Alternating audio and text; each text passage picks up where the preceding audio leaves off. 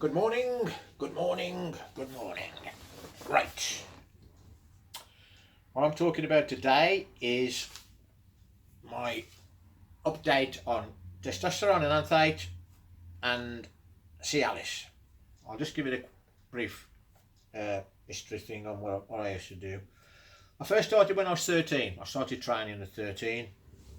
Carried on then. I trained. I won the Junior West Britain title. And I qualified for the Junior Britain final, which I entered that. That was the year that Arnold Schwarzenegger first appeared at his Mr. Universe show. So I was one of the first people to see Arnold. Anyway, you had to be under 18 on the year you competed to compete in the juniors. The trouble is, after winning that, there was no novice, there was no beginners class. You went straight from junior to Mr., which then made it hard. Straight from junior into Misters. Competed in the Midlands title every year. First 1, 2, 3, 4, 5.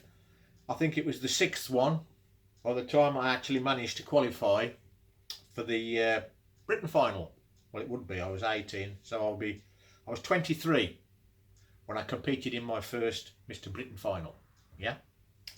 Now I competed and I came 6th. Albert Beckles actually won that title, but I was pleased about. I won the best poser at that Mr. Britain final, 1970, and which was my forte. I was always quite good at posing, and so anyway, I then entered a qualifier for the Mr. Europe, which I won. Now, what I was really pleased about was, way back then, there was a guy called Tony Emmett. He was a professional. But then at that time, there was a bit slack with amateurs and professionals. And he entered the qualifier because he hadn't won the Mr. Europe. But I beat him. But what really pissed me was Health and Strength printed the results. They put me first. I think there was about 11 or 12 people, bodybuilders, trying to qualify for this Europe. They put me first. Second, they put a dash in the Health and Strength magazine. Now that really pissed me off, because that was the kick I got out of winning that, was beating Tony Emmett. I mean, he was a great physique. But anyway, that was the way it was. Politics in them days, wasn't it? Anyway, I went on to compete in the Mr. Europe and I won my height class, which was the biggest title I've won actually. The Britain final at that particular time, there were no height classes. So you went in against everybody. And I mean, you got to remember, in them days, there was something like 30 competitors from all over the country vying for that Mr. Britain title. Yeah? So anyway, go back to the start now. The first testosterone based anabolic steroid I used was Stromba. It's actually was Winstrol. 5 milligram tablet per day. I've done all this in the past. You know what I did? I put a stone and a half on. My bench press went up to £400, which I was well happy with. There was very few, if no injectables in that time. You just couldn't get injectables. The only thing I could get at that time was Winstrol. Stromba it was called then. Big yellow 5 milligram tablets. Anyway, I went to Spain. I got some Dianabol tablets, which I thought were 5 milligram, but they actually were 10 milligram tablets. So anyway, I trained for 16 weeks for that Britain.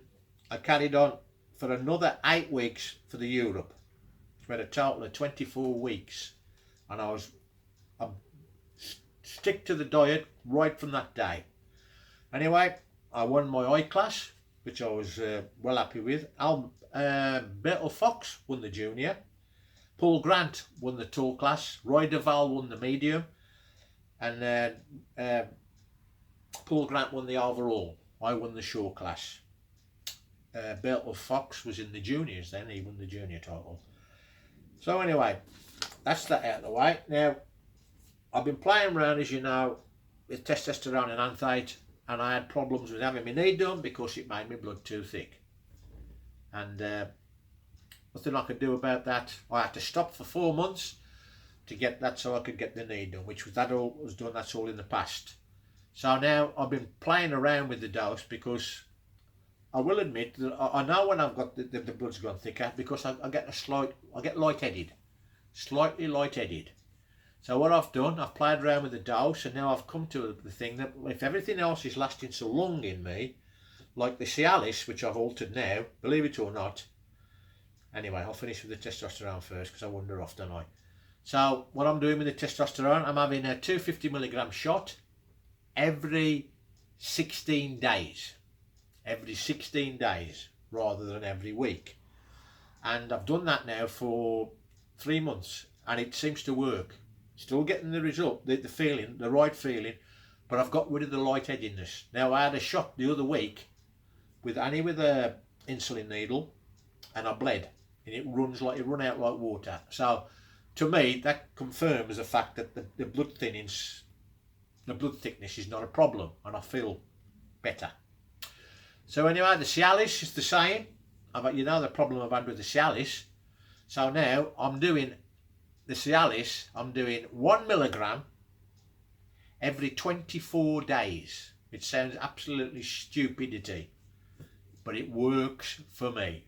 I know when it's stopping, and I've done a good 2 months on this, and I've got it now, and I feel good on it, and it still works. It's exactly the same as the testosterone is working absolutely bang on. So at the moment now, I'm going to give it now a good run for like a couple of months, and then I'll come back and let you know how I'm getting on with everything that I'm taking. And that's it for now, and I shall be seeing you soon, baby, yeah.